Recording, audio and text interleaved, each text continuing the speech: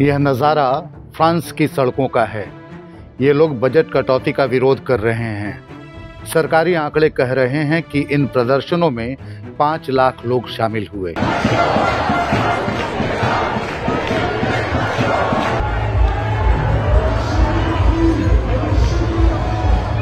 जबकि यूनियनों का दावा है कि 10 लाख से ज़्यादा प्रदर्शनकारी थे। बता दें कि यूनियनों ने गुरुवार को हड़ताल की अपील की थी, जिसके बाद फ्रांस के लाखों लोग प्रदर्शन में शामिल हुए। हालत यह हो गई कि इन प्रदर्शनों से पेरिस, लियोन, नांतेस, मार्सिले, बोर्डो, टुलूज और कैन जैसे शहरों में सड़कें जाम हो गई। ट्रेनों और मेट्रो से लेकर स्कूलों और अस्पतालों तक ठप पड़ गए।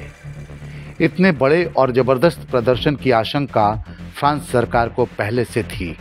यही वजह है कि इन प्रदर्शनों को कंट्रोल करने के लिए देश भर में 80,000 से ज़्यादा पुलिसकर्मी तैनात कर दिए गए थे।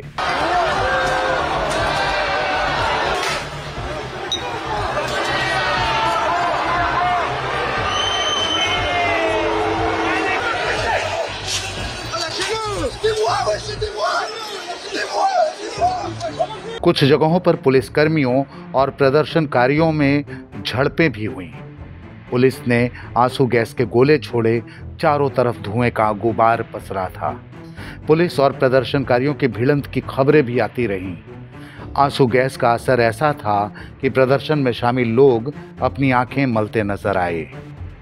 दरअसल राष्ट्रपति इमैनुअल मैक्रों की सरकार देश के उच्च घाटे और कर्ज को कम करने के लिए बड़े पैमाने पर बजट कटौती की तैयारी में है। बताया जा रहा है कि 2026 के बजट में करीब $52 अरब की कटौती का प्लान बनाया गया है।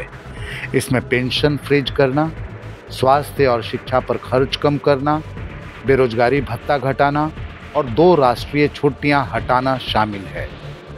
यूनियनों का आरोप है कि सरकार की ये नीतियां आम नागरिकों, खासकर मजदूरों और मध्यम वर्ग पर बोझ डाल रही हैं, जबकि अमीरों और कंपनियों को छूट दी जा रही है। बता दें कि इस मुद्दे को लेकर पिछले हफ्ते संसद में प्रधानमंत्री फ्रांसवा बेरू के खिलाफ अविश्वास प्रस्ताव पास होने और उसके इस्तीफे से फ्रांस में राजनीतिक संकट को और गहरा दिया है।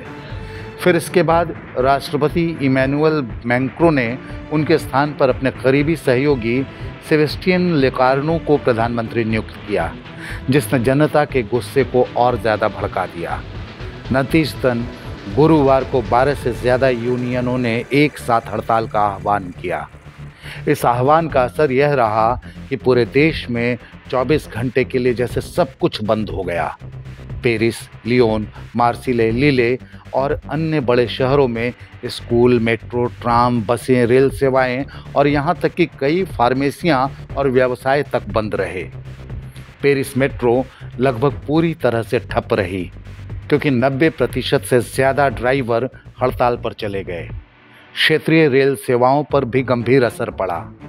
पेरिस की सड़कों पर प्रदर्शनकारियों ने हाईवे ब्लॉक किए, बैरिकेड लगाए और आगजनी की। फ्रांस के इन प्रदर्शनकारियों को देखकर हिंदी के शायर दुष्यंत कुमार की गज़ल के कुछ शेर याद आए। हो गई है पीर पर्वत सी पिघलनी चाहिए, इस हिमालय से कोई गंगा निकलनी चाहिए। सिर्फ हंगामा खड़ा करना मेरा मकसद नहीं, सारी कोशिश है कि ये सूरत बदलनी चाहिए। हर सड़क, हर गली, हर नगर, हर गांव में हाथ लहराते हुए हर लाश चलनी चाहिए। लेकिन जब लहराते हुए हाथ के साथ हर शख्स चलने लगा, तो पुलिस ने उन्हें हटाने के लिए आंसू गैस के गोले छोड़े, वाटर कैनन का इस्तेमाल किया, प्रदर्शनकारियों को खदेड़ा, उनसे झंडे छीने। लेकिन इन सब के बाद भी प्रदर्शनकारी टिके रहे। उन्होंने अमीरों पर टैक्स लगाओ और जनसंहारक फैक्ट्री बंद करो जैसे नारे लगाए।